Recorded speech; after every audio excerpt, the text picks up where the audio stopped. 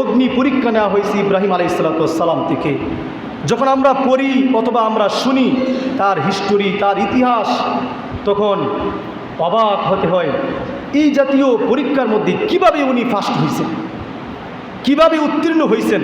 উনিও তো আমাদের মতো একজন রক্তে মাংসে করা একটা মানুষ ছিল, তারপরেও কিভাবে এই অগ্নি পরীক্ষাতে উত্তীর্ণ হয়েছিলেন। কি পরিমাণ তাকওয়া, কি পরিমাণ মুত্তাকি, কি পরিমাণ আল্লাহকে বিশ্বাস করতে। আমরা তো সামান্য একটা আপদ বিপদ আসলে আহাজারি আর উনাজারির কোনো অন্ত থাকে না, হাহুতাসের কোনো অন্ত থাকে না।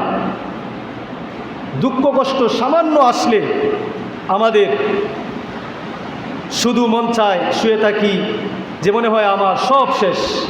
অথচ ইব্রাহিম আলাইহিসসালামের জীবন যদি আমরা লক্ষ্য করি, তার জীবনে যদি আমরা স্টাডি করি, পড়ি, তাহলে দেখতে পারবেন তার জীবনে কি ভয়াবহ, কি কঠিন পরীক্ষা আল্লাহ রাব্বুল আলামিন দিয়েছেন।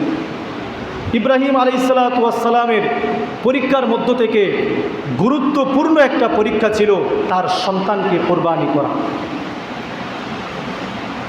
আমার প্রিয় বন্ধুগণ, ইব্রাহিম আলাইহিসসালামের বয়স যখন ৮৬ বছর বয়স, ৮৬ বছর পর্যন্ত তার কোনো সন্তান আদি হয় না,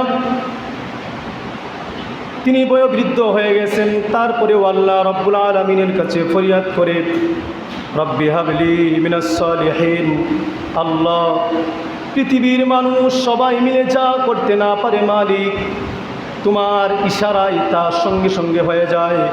আল্লাহ, সন্তান হওয়ার ক্ষমতা, সন্তান হওয়ার সময় আমার নাই, আমি জানি মালিক, কিন্তু আমাকে নবী বানিয়ে তুমি দুনিয়াতে প্রেরণ করছো।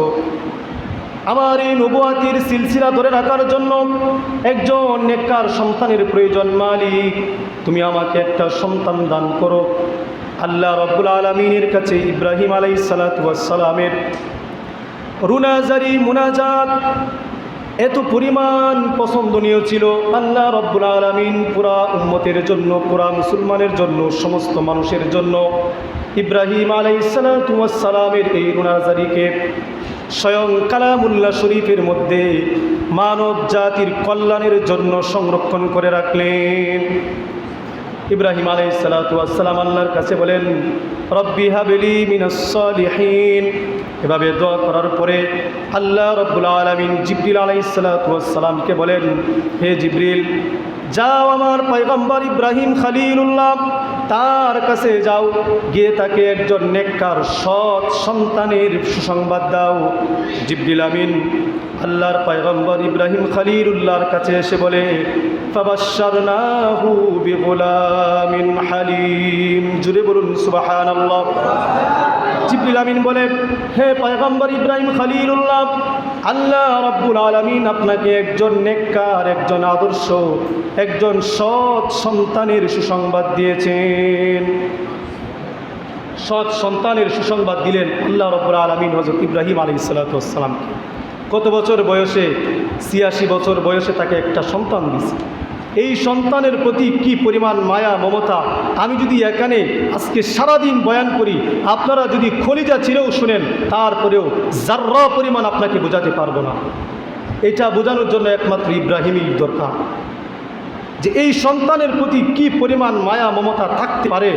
৮৬ বছর বয়সে একটা সন্তান দেওয়ার পরে এই সন্তানের উপর কি পরিমাণ মায়া মহব্বত, এটা কিঞ্চিত বোঝা যাবে আমাদের সমাজের যারা পিতা আছে, যারা মা আছে, তারা একমাত্র বুঝতে পারবে যে সন্তানের প্রতি কি পরিমাণ মায়া, কি পরিমাণ দরদ ছিল।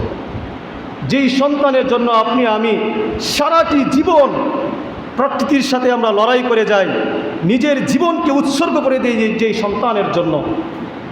ইব্রাহিম আলাইহিসসালামকে আল্লাহ সন্তান দিয়েছে, দেওয়ার পরে বিশাল এক পরীক্ষা, আল্লাহ রাব্বুল আলামিনের পক্ষ থেকে আদেশ, হে আমার খলিল ইব্রাহিম, তোমাকে যে সন্তান আমি দিয়েছি, যাও সেই সন্তানকে বনবাস রেখে আসো।